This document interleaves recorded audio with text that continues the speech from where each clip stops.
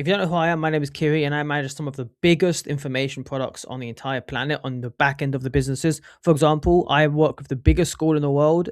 We do $560,000 monthly recurring revenue. It means every single month we generate nearly $600,000 in monthly revenue. That isn't like we have to sell to 500 extra people a month or whatever. We get that every single $500,000 every single month because our churn rate is nearly zero. I also actually work with number four. I work with Aiden and synthesizers on a consulting basis. And I also work with probably like five other people on the list in the top 20 on school. I also have multiple clients doing $1 million a month, and I have one approaching $2 million a month. I have over 20 clients I manage on a done for you basis. This video will essentially teach you the exact step by step breakdown of why you're losing clients and how to stop losing clients. And this works for info, SaaS, agency, home services. It doesn't really matter what business you're in. These principles are pervasive across the entire, business landscape. Now, just so you know, this is actually an internal SOP that I have recrafted for this YouTube video. The actual real SOP is actually way more in depth because it's actually almost like a training manual for my team and my clients, but mainly for my team. Anyways, in this breakdown, I'm going to expose to you why your coaching program, your agency, your SaaS is likely bleeding cash out of the back door and how to fix this using what I call an anti-churn protocol. Now, most founders think the hardest part of business is getting clients to hand over their credit card. And yes, that is ridiculously hard. Let's be honest, that is probably one of the hardest things to do. However, it is a massive and often fatal misconception. When I go back to school, and if you guys, some of you watching this don't know what school is, it's an online platform where you can sell coaching and courses and stuff. There has been countless schools in the world who have been number one, been number two, and then they just drop and they're no longer on the leaderboard, and they make 100K a month for like 2 months and then they just vanish and disappear. That's because yes, they've mastered client acquisition, but they have failed at client retention. Now with me, Spencer, and Sean, who they manage Revolve, and I manage the customer success side of it, we've been number one now for it has to be approaching a year, like maybe nearly a year. It's been absolutely absurd, and we haven't lost the spot, and we are going to lose the spot at some point. Obviously, someone might take us over or something, but like that's just a principle of like retention is what really pays the bills long term. The moment a client pays you, the clock starts clicking about why you're going to lose them. And like no one has a client forever, okay? It's impossible, it's not possible, it's nearly impossible to have a client forever. But you can extend the time frame you have a client by doing everything I'm going to explain in this video. And if you do not actively activate the client, like we actively activate the client, that's stupid where I'll put that. And like essentially, if you don't make sure to bully them into understanding that their investment was the right choice within the first 2 weeks, you have lost that client. You can quite literally have a client and smash it out so hard. If you understand this activation principle in the first 2 weeks, you can keep them for 2 years. And not only is it that you will lose the client, the worst thing is they will become a nightmare client, which means that they will become a client that is so insecure about your service that essentially they're just gonna like pester you every fucking day, asking you like, "Hey, what's wrong? Like, give me updates." They're gonna be the worst client you've ever had in your life. And those clients, they just kill your business. To be honest with you, this is if you're on info, it's gonna be those clients who message you on school every single day. If you're an agency, it's gonna be those clients who message you on Slack every day or message your team every day. If you have a SaaS company, it'll be those who blow up your support team and ask for things outside of scope, or they will just ghost you. They'll pay you and then they'll just never fucking see you. You'll never see them ever again, and then they churn or they fucking shit talk you on the internet.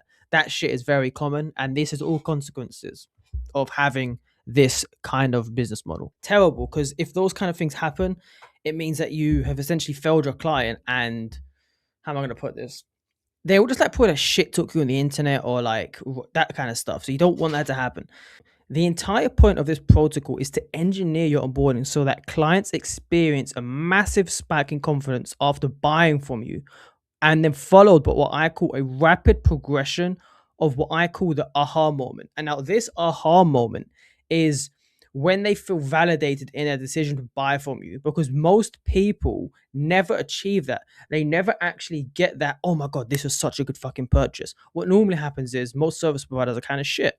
And people, they have to like almost force themselves to mentally justify why they've purchased something, and you kind of cope.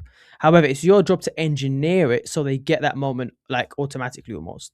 And by the end of this document, and it's a very long document, and like I would encourage you to watch this entire thing because there's many takeaways here that will increase your LTV.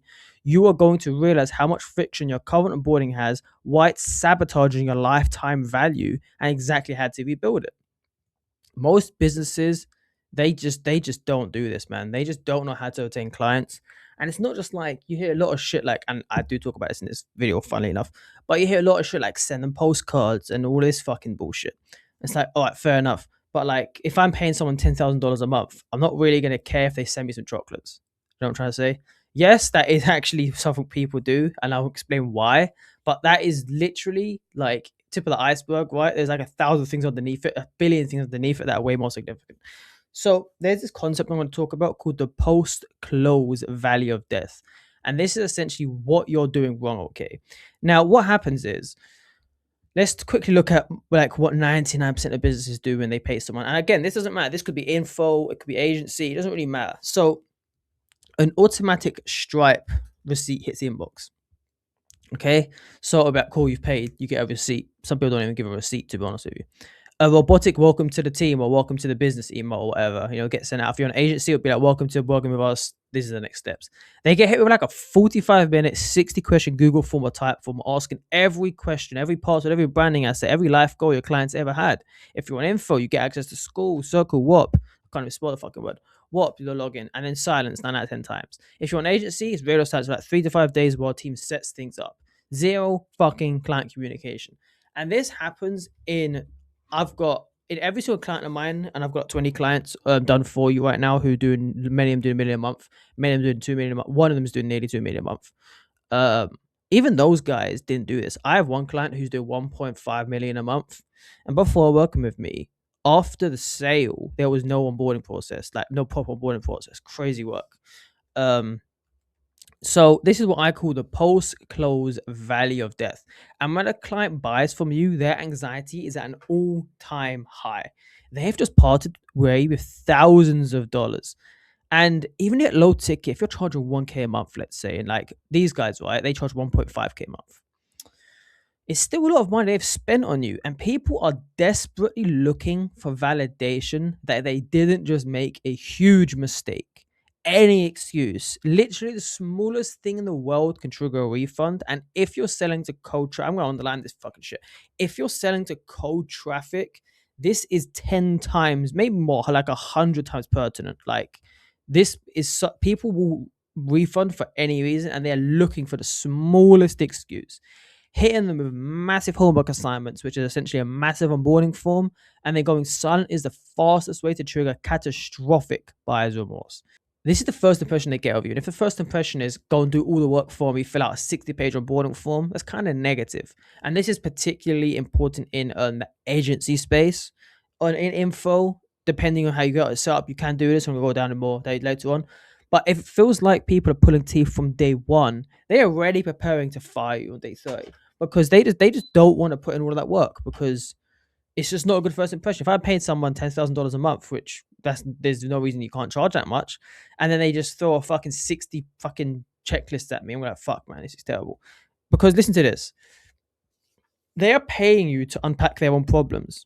And secondly, most onboard, this is what 9 out of 10 onboarding forms do. It's all about understanding your client's problems. But what people don't understand is what onboardings actually should be is one, getting clients to the first activation point that I'll talk about later.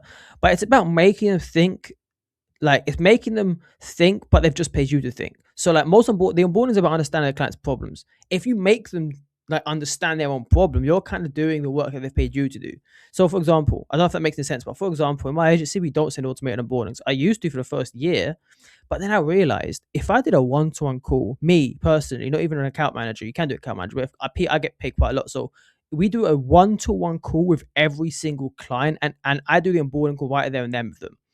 And on that call, we go through all of their constraints. We go through the exact structure of their info agency, SaaS, or whatever business they were going through. I understand all of their problems, and I kind of do the thinking for them on that call. That means one, I build a relationship with the client, and two, in that first onboarding call, they feel validated they've made the right decision because I have basically solved all of the big problems they have because I've done this 1,000 times. You can't do that on a form. You know what I'm saying? The form isn't going to do that.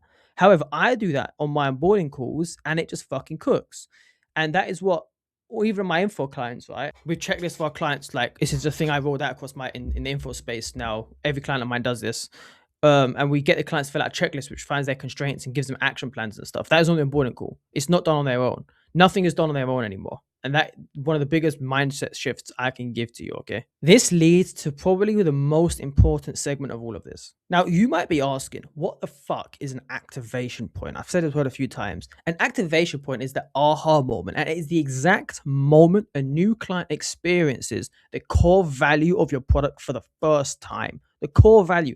And honest to God, my activation point in my business is the onboarding call, because I am so good at identifying constraints in my clients' customer success ecosystems that they're like, oh my God, I'm already happy. I've had clients who like they work with me and they do a tweet the second we've done we're off the onboarding call, and they tweet something like, I'm so grateful that I've worked with Kiri. It gives them a moment where the sales pitch becomes a tangible reality and they're not being scammed. Because most people feel scammed in sales. Let's be honest about it. Like most people don't like they don't do good work. So let's give you some examples. So for Facebook ads agency, it isn't going to get me getting access to business manager. Activation points, yes, they're like client milestones, but it's more about like the first banging one is like the aha, like, damn, this is a great result.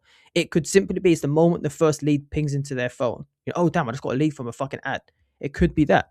For B2B lead gen, it could be the first time that a client says, yes, let's have a call. Not even book the call. It's the first time a client says, let's have a call, you know, when like a positive reply or something. For a coaching program, it's the moment they've watched the first module and understand the glaring hole in their business.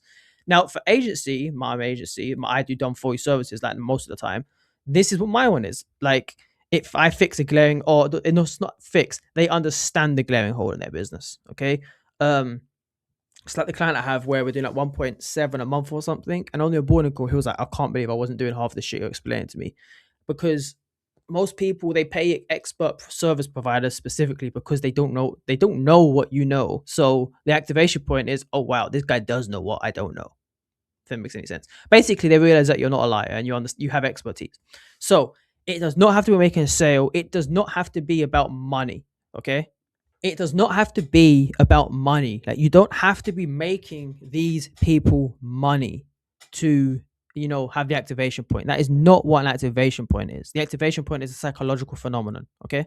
Your entire point, also another thing, your entire onboarding process should be ruthless and frictionless sprint towards this activation point. Every extra question, unnecessary meeting, every delay at any fucking point in the process pushes the activation point further and increases the likelihood of that like catastrophic incidents where the churn will happen. Like where people, where would I put it? Essentially, any delay in the onboarding will cause people to become a nightmare client. It will cause them to ghost you. It will cause them to churn, and that is what most people do in their business. So it's that catastrophic buyer's remorse I was talking about. So you need to essentially remove every piece of friction that reduces your onboarding points activation speed. Okay, so I told you I'm pretty sure when I've engineered it, I have my aha moment is my onboarding call. Most people can't achieve that because like they don't actually have the expertise to give that kind of like assistance straight away, but that is my one. So why this protocol works, most now what I've learned in especially from info actually is most people, I'm telling you all of this shit, you're not going to implement it. And the reason you're going to implement it, you don't understand why it works. People need to psychologically understand why something works. So we're going to do that now. Okay. And if you don't watch this part of the video, you're probably just not going to do any of this. So I urge you to watch this. People have paid me lots of money to learn this shit. So the strategy isn't just about sending nice emails. It's literally rooted in behavioral psychology. And believe it or not, I don't know why I have a degree in psychology. I don't fucking know why, but I actually have a degree in psychology, but I did not attend my graduation. So I have no fancy photos to post. Okay. I couldn't be asked to go to the graduation because, you know, I took a psychology degree during COVID. You don't give a fuck about that. Anyways, dopamine question buyer's remorse. During a sales call, dopamine is very high. That's the point of sales. Sales is exciting for both parties. They're excited about the future you painted if you've done a good job. The second they pay, though, dopamine drops and cortisol, which is a stress hormone, spikes. They literally leave the call from you. And like when you're elated after a sales call, they're like, damn, did I just get scammed? Can I afford this?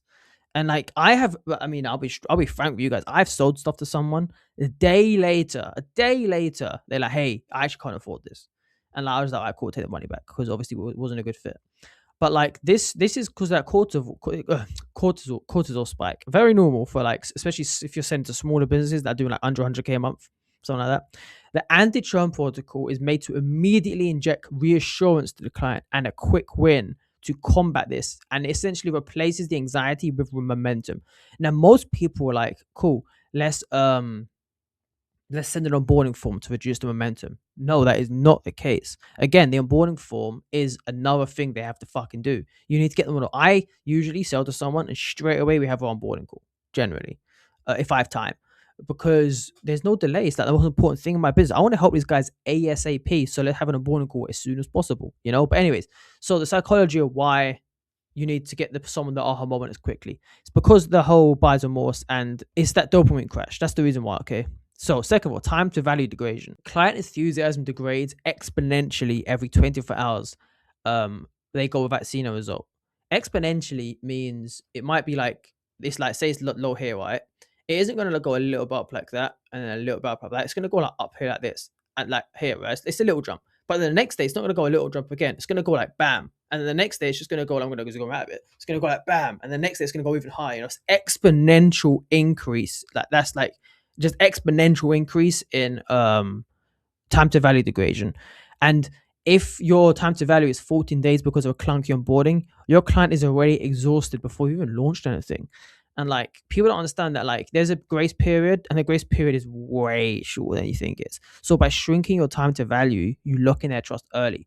And like people talk about time to value in the sense that like you got to give value as soon as possible. They don't do the inverse, talk about degradation and the exponential degradation. So I want you guys to understand that. So we've just gone over this again, the psychology of it. And another one is the sunk cost fallacy. So sunk cost escalation. So instead of asking for a massive commitment up front, which is 60 question forms, we ask for micro commitments. So once they complete a 3-minute task, they feel invested, then a 5-minute task. And we build their investment in process so gradually it feels effortless. So the first, so for example, right, on my business, and what I do is we do our like they buy. Then I don't send them a 50-page form. I just say, let's jump on a call, a very short onboarding call. We do this short onboarding call. I fill out the stuff for them. So all I'm saying to them is I ask them a question, I share my screen, and I'm typing things out for them. It is seamless. It is easy. They don't have to do any fucking work.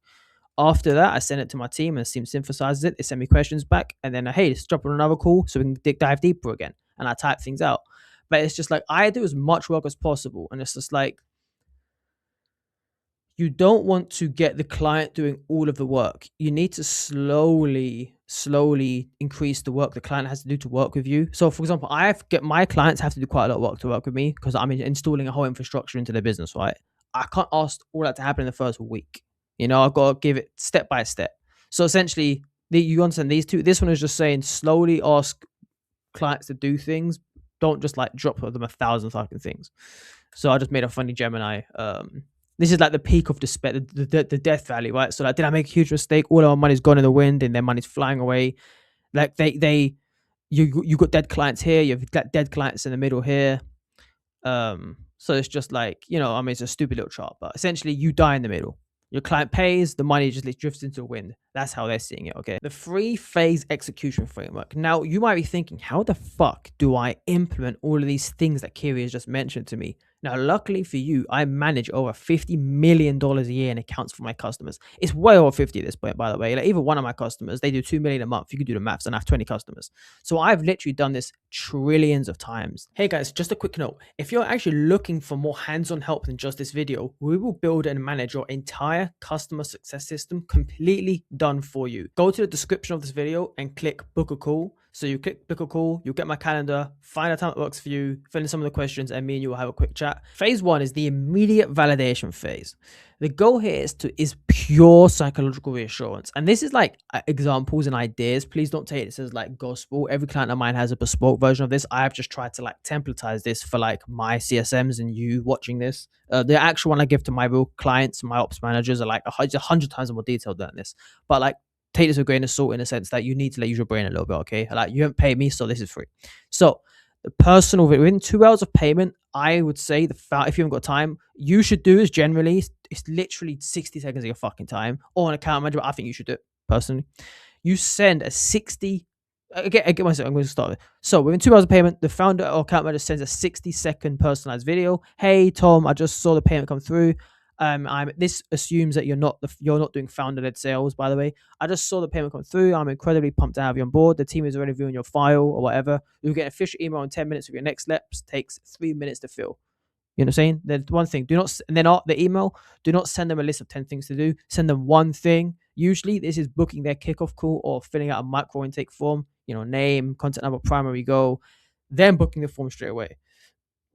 Now, now, you can send them a gift, and this is optional, but it's lethal. You can send them a physical book, a branded item, or a digital asset immediately, and this triggers the law of I can't say the word. The law of reciprocity. Now, as I said earlier, this is like optional. I don't really think it matters too much, but it is cool if you. This is like one of those things where it's like the icing on the cake. However, the cake tastes like shit. It's still going to be shit. Okay. Now, the law of reciprocity is when someone does something for you, you feel nurtured to return the favor, and that's why, for example, if someone sends you a client, you send them a referral fee, a referral bonus as a thank you. You know what I'm trying to say? If anyone ever sends me a client, I send them a few $1,000s as a thanks. Because it's a really universal law and deeply ingrained social principle that people respond to positive action with another positive action. It's kind of like training people. But like this is just a little thing you can do, okay? I don't have many clients who do this because it's kind of like 0.5% more effective. But hey, if you're selling like a $10,000, $20,000 a month package, you could send someone $1,000 gift, or something like that. Like it's pretty cool. No one's going to be upset by that. So, personal video, one thing email, gift, immediate validation. The gift, by the way, you need to make sure that when you send something, they get an email saying something has been sent. Okay, you don't just send it and not tell anyone. I'm going to talk about that in a minute. So, the frictionless intake. Now, actually, I want to go backwards. So this one implies that the founder is no longer in sales. If you're still in sales yourself, book the onboarding call straight away. Just skip the fucking personalized video, obviously. You would have, though, I would recommend your account manager send them a video anyways, or your CSM. If you don't have a CSM, you're doing over like 50K a month, 100K a month, you're done. But like your CSM or account manager sends a client a video. Hey, my name is Anna. Actual CSM of mine. My name is Anna. I'm really excited to work with you, blah, blah, So frictionless intake, day 1 to 3. And these days are a bit like just ignore that stuff, but it's the first 3 days. This is where most people screw up. And you need to gather assets to do your job, but you cannot overwhelm the client. So you need to design a minimum viable onboarding. Now you audit your current onboarding form, cut it in half, and then cut it in half again. It needs to have the absolute bare minimum information you need to get them activated. Just ask for that, and you can ask for the rest, a week or two later. You just literally need the basics. People don't want to send you thousands of things. Some clients do, but most of them don't. Then do a done for you setup. So instead of sending them a PDF on how to grant you access to their Facebook Ads Manager or how to like do this kind of stuff, get on a 15-minute Zoom and say, share a screen. I'll walk you through it step by step. It takes 5 minutes, but it eliminates thousands of back and forth and shows that white glove service. And this includes info, by the way. I have lots of info clients where we do a lot of done for you services, and I've done that I've got a video of mine nearly 2 years old now talking about the whole done for you side of info that people are now talking about on YouTube. This is like the 27th of February, but at this point in time, there's a little trend going. Remember all of the big gurus doing done for you shit in their info products, and they're faking to start agencies. Hey, I'm telling you, I've been doing this for 2 years, and it fucking works. Anyways, phase 3, the engineering, the quick wins. This is the first 14 days. I'm going to give you some examples. You might learn a thing or two. Activation points. First win with our system in info coaching, okay? Because usually in info coaching, you're selling a system. This is about getting a win in that system. So day 4 to 5, get them to run a database reactivation campaign to their old leads using your scripts and your templates. That could be the first win. Personally review 10 of their DMs and rewrite them live for them on a call. That could be your first win. Day 14, show them a before and after screenshot of the revenue reactivation campaign. I'm going to talk about why we do this in the end, because that you might be like, that's not a thing. It is a thing. This is called a good news bandit. I'll explain that in a moment. But essentially, you just get them to run a reactivation. You have to get them instantly. How quickly can you get them a win? Something like that. And the personally review part for info is powerful. Even if you send them a loom and then you like reframe their mind somehow, massive win. So B2B SaaS, first actionable insight from our dashboard or first automation is now live. So within the first 4 days, get one of your CSMs to import their data, set up a high impact dashboard so they can see the KPIs. Turn on the first automation. Could be a churn alert, an abandoned cart, could be trial expiry pings, say doing an e-commerce B2B or some shit. Review the insights and show the decision they made that they couldn't before. Now, day 14 is what I call a good news bandit. And I'm going to explain that again, okay? So you're going to see a trend here that within the first 2 weeks, you circle back and show them how they have to win. Local services. Launch, and again, I've just kind of copied the first one. Again, first new booking from your work. Launch a 3-text reactivation campaign in the first 4 days. Install Google Map reviews flow for customers today and then day 14. Present number of reactivated bookings and new 5 stars gained. Okay. So in the first 2 weeks, you have reactivated their clients. They have now got better Google Map review request flows and they have got 5-star reviews. This is for local service businesses. It's powerful stuff, man. The first 2 weeks, you've done all that shit for them. E-commerce direct to consumer. Win back emails, SMS to call buyers. Yeah, just seen the trend, right? I'm doing things that is easy to do. They already have buyers. So let's just reactivate the clients. Implement a simple bundle, free shipping test. Do something quick, first 14 days. Show incremental revenue from the win back and uplift. Again, you're showing them the win. You're seeing the trend. I'm not saying that again in the last one, okay? Agency, activation point, first leads generated of our system. So clone the best performing ad offer and deploy it to a warm audience first. This could be retargeting ad. Rewrite and relaunched it to a higher traffic offer. With like the fixes, this is just like a thing is like they've always got a best ad offer and you can fix it. So this is something in my agency, just forget what that means for you. But essentially relaunch it and then report on the new stuff. And you can literally template this in your SOP as like define the activation point, choose one of the activation optimization play. So like choose something, for example, where it's like for my agency, this is a real one, my reactivation but or optimization play is in the first 14 days of working with me, I want you to email every single churned customer you have this specific shit that I have in an SOP, which I'm not going to share with you on this call, on this video. And usually you get buyers from churned customers. It's a very specific win back campaign I have. We execute it. We have an SDR who sets those people usually because it's a high ticket, or if it's MRR, we set them. And then in the first 2 weeks, we're like, hey, we just got you guys back 100K in the first 2 weeks based on what we did on day 4. And then you quantify that, present the win. Each new client gets a real win before they've even finished the onboarding, and this is why they stick and pay. Most people don't even onboard a whole client in the first 2 weeks. They're still fucking around. We're getting wins and case studies in the first 2 weeks, you see? Now, copywriting frameworks, and this is the next step email. And if you're still here, congrats, because this is like it gets juicier and juicier. The value here just gets more and more. So the onboarding email should never be an encyclopedia. And if you don't know what that fuck means, it means long as fuck. I have had clients who are doing 1 million a month, and that's obviously not my biggest client. I've got one who's approaching 2 million now, but their onboarding was longer than the entire Game of Thrones novels. I know that's not what they're called. Something like 100 individual automations that just get triggered as well. It's fucking insane. I got my my what would you call it, ecosystems team to look into their shit and cut down to like 4 or 5 emails, and I think we cut it down to like 10 automations. Nice and simple. And here are some examples of the emails we send. So the current state. Again, this is like I've tried to make it high level for any business model, like info, SaaS, agency, doesn't really matter. But current state, your account is provisioned, or we're setting up your account or whatever. Or if I'm recruiting someone, a CSM or an ops manager or an account manager or whatever, it would be cool. We have written your job description and we have launched a campaign. State the current goal. So we've launched a campaign to get your first batch of 10 CSMs are recruiting for you by Tuesday. Single call to action. I need you to click here and approve the job description, so we can actually go. So you're happy with it, and the consequence. If it isn't done by 5 p.m., it will delay our launch. So by the way, this is just like one big email. What I'm trying to say, this is just one big email explaining all of this shit. So state the current status, state the goal. They need one call to action and cost of action. I think this might have been a bit confusing when I said this is one email, okay?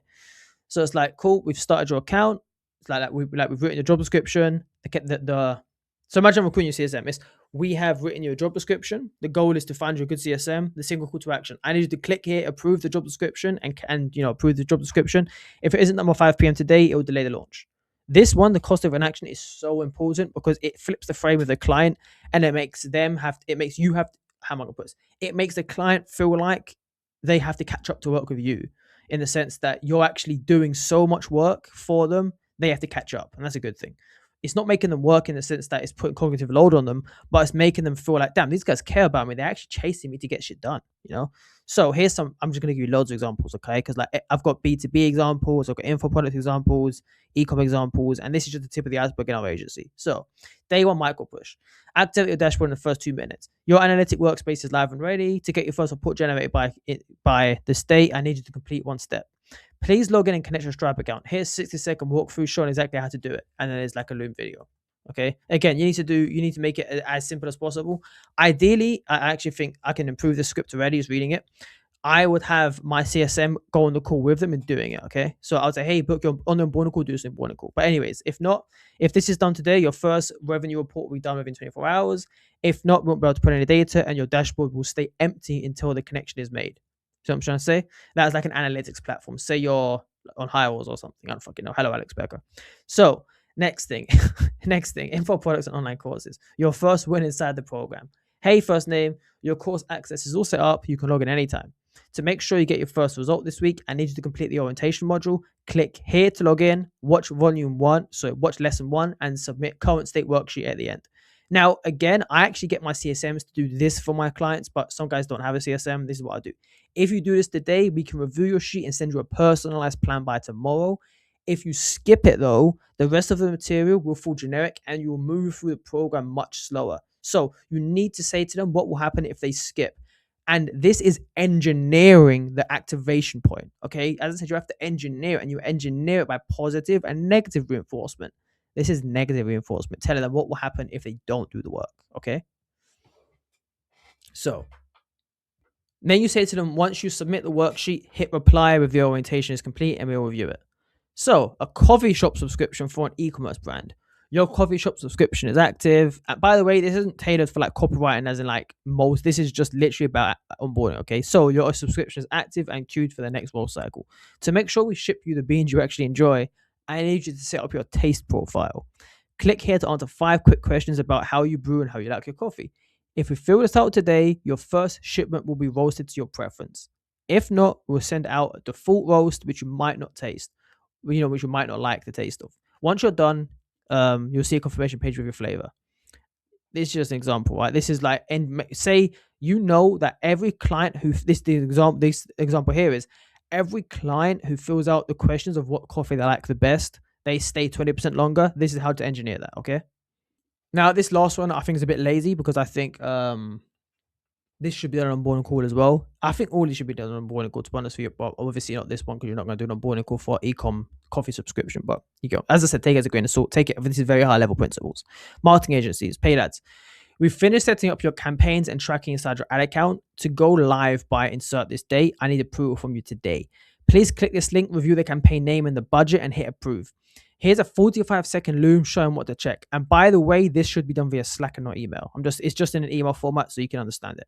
If you approve today, the ad will be live within 24 hours. If we don't have approval, nothing will run and we will miss our launch window. So you have to really give them the negative feedback. Coaching and masterminds. Your membership portal is active. To get you plugged in, I need to complete one small introduction task. Click here to join the community and make a post using this template. And then you have like an actual template. Then comment on 2 other people's intros. If you do this today, you have to people to connect with before our live first call. If you don't, you'll join the call without context or without any connections, which makes it harder for you to get support. So this is actually something now in all of our info clients, we get the CSM to do on the call. We literally have the CSM copy and paste the template. We open up school. The CSM copy and pastes the template onto school, and then they fill it out for the client, or they what I'm trying to say, or they get the client to do it. It's just basically you have to do this in a done for you format as much as possible. Now you might be saying to me, Kiri, my service requires a massive amount of technical data up front. I can't shorten my onboarding. What do I do? I promise you your business isn't that complicated. I promise you it's not that complicated. You don't shorten the amount of information, you stagger it. Like in building muscle in the gym, progressive overload. You don't start by doing everything up front. So for the clients, you ask for the top 20% of info you need, and then a day later, the next 20%. So you slowly ask them more and more and more, because you're not going to need everything all at once to build. Say like you're building them a VSL, you're writing their scripts, you're doing all of this shit, right? You're doing their landing page. You put only one thing at a time, and you think by asking for everything at a time, it's going to make it easier for you. It might make it easier for you, but not for the client. So alternatively, you could scrap the form entirely and extract the information conversationally during a 45-minute kickoff call where where your team films the form out for the client. This one is so important. If you do need to have the whole technical call and it's very in-depth and very long, you have to do it for the client, okay? And as I've mentioned before, this is what I do for my clients, and it is 100 trillion times more effective than just standard onboarding calls. We actually do as much as we can on that onboarding call. And my agency has a 2 year plus LTV. And I don't know many people in the agency space who can say they have kept their clients for 2 plus years. Like, that's fucking absurd when you think about it. So I sell high ticket consulting. We didn't have a high ticket activation point. How do I define my quick win? So I'm going to be very explicit with this. Your quick win is a mindset shift or an immediate bottleneck remover.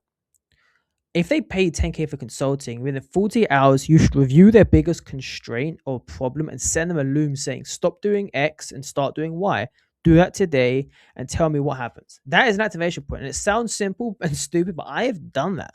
For example, I have a client right now, actually spoke to me last week, who I helped reframe his mind and upsells. He was going to sell something for $20,000. And I was like, no, bro, the reason you need to not sell it at 20, sell it for 50K is because this, and this. He then went around the next day and sold it for 50K. That was an instant activation. And he had a mastermind recently. And he even said it during the mastermind live. He was like, hey, Kiri actually helped me reframe my mind and basically sell for more.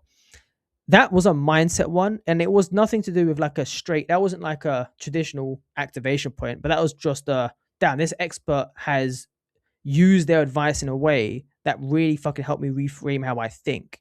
And thinking is the whole point of business, anyways. And a quick win can literally be anything. For example, with Apple, right? It's their fucking packaging.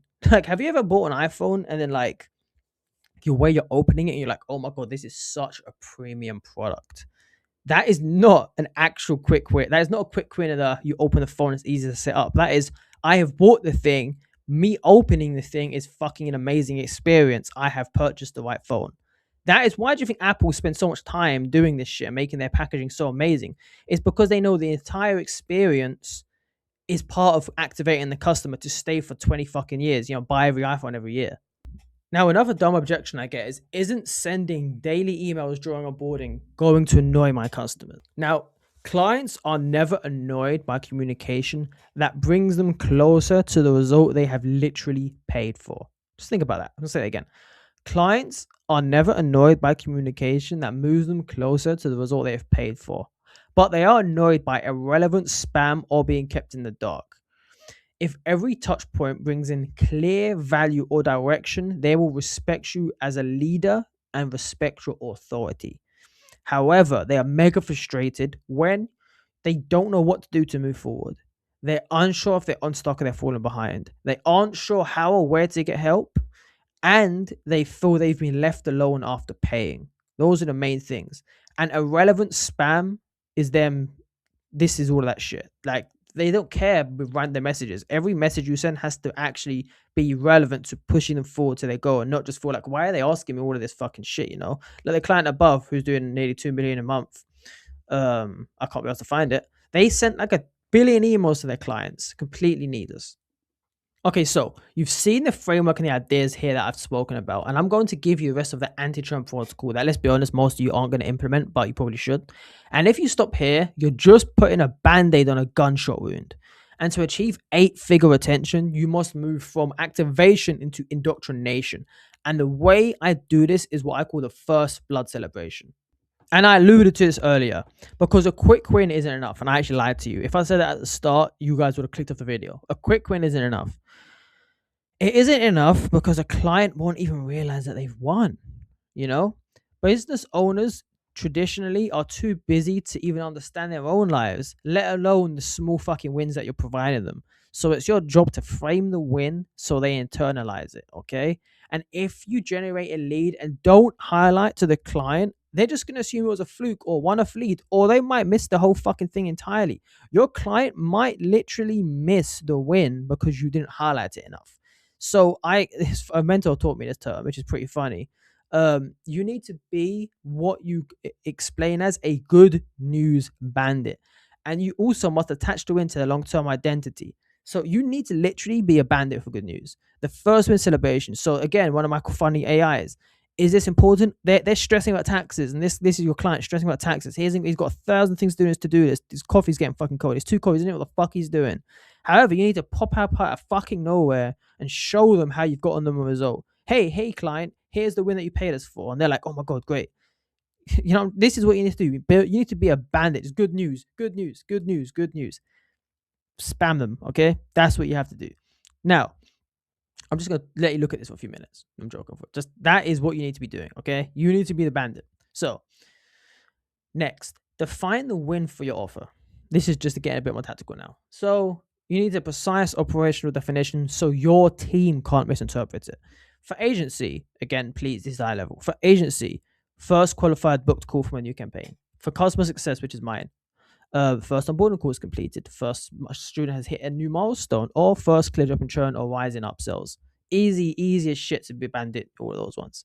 Coaching, the client has done their first completed action and first measurable result tied to the action. Okay. Constraints. So happens really fast. So this needs to happen within the first like 72 hours. It needs to be measurable. I don't know why I call that constraints, but it needs to be measurable and it needs to obviously has been caused by your process. So this win needs to, as I said, it needs to happen fast. It needs to be measurable, and it has to obviously has happened because of you. If I go up to my client and I'm saying we did X, Y, and Z, like let's say like the student completed their milestone, and their client's like, how the hell did that happen? It's because I didn't explain to the client all of the things that the CSM is doing to achieve that win. The good news bandit behavior. It is literally, quite literally, your job as an agency owner, as an info owner, as a SaaS business, to train your team or yourself to aggressively collect and broadcast good news. Every first win message should follow this structure. State the win clearly. Hey, bro, you just booked your first call from our new funnel. Sarah at 7 p.m. at 3 p.m. Thursday wants to talk to you. Link it to the action. This happened because we did this last week. Attach the identity. I don't know if I would work like this, but like I'm trying to be general. But this is what it looks like to run a structured, data-driven team. For me, it would be like, cool. We just got our first upsell. This is because that upsell we implemented last week. Isn't it fucking cool to have a customer success team now that runs an autopilot that you're not involved in anymore?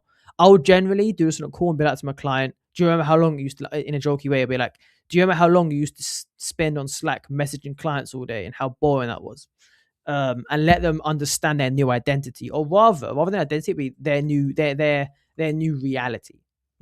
So like state the win, link it to an action that a client let you take or that you took, and identify it to their identity, attach to their identity or their new reality, and then post the next milestone. Next week we're gonna do the exact same. Book you 5 more calls in the next 10 days, and then normalize it. This is just a starting point. And again, it kind of ties back to number 3, but this is a structure you can follow. Feel free to change it a little bit, but it's like, again, your good news bandit. Okay, that's what you have to be doing. So if you've read this far and you aren't currently opening up your CRM to delete your 20-page onboarding form, you are choosing to stay broke, or you're choosing to lose customers. Most business owners are actually just glorified technicians running a leaky bucket. They just lose clients every fucking 10 seconds. They focus 100% on the hunt and 0% on the mill. And this anti-churn protocol is here and designed to stop you being a commodity and be an essential partner in your clients' businesses. I have literally taught you the psychology of why this works. I've taught you the phases of how to make it work. I've even given you scripts for free. And this is the difference between running an agency, but a business that scales to 10 million a year, and one that dies at 50K a month. Like, this is quite literally the difference, in my opinion. And yes, there's 1,000 times more than just the first like ruthless obsession in the first 14 days. But this is one of the biggest advancements you can make on the battlefield for your business if you can actually achieve this. Okay. So it's real. I want you to act with speed, and I want you to act with what I call professional dominance. You really have to like dominate this first 14 days. So let me conclude by saying, if you want to scale your business to 7 figures and you're stuck because you're maybe supply constrained, fulfillment constrained, and customer success constrained, or your backend is a nightmare, or you're like, you want to hit 8 figures, but you can't because of the same reason. Like, say you want to hit 7 figures, 8 figures, you're just constrained because of customer success. Press the link in the description below, and I will personally show you how you can make the transformation right now. And unlike most people who will sell you this shit, I'm going to be honest with you, we are not oversubscribed because our fulfillment is amazing. And I don't have to say like use fake scarcity like most people and say, oh, we're only taken 5 people this month because, it's a really hard system. No, we can't. But I can take infinite clients because I have the best customer success infrastructure in the world. So book a call if you want to scale and get a done for you customer success infrastructure installed into your business to get better results, drop your churn, and free you up 40 hours a month. Okay. Well, I said, no, fuck that. 40 hours a week. Like you're essentially going to get full-time staff member of your business. 40 hours you're going to get back. It's free. It will be specific to your business. And worst case, you will leave with a clearer plan to improve your delivery. Talk soon, and product is king.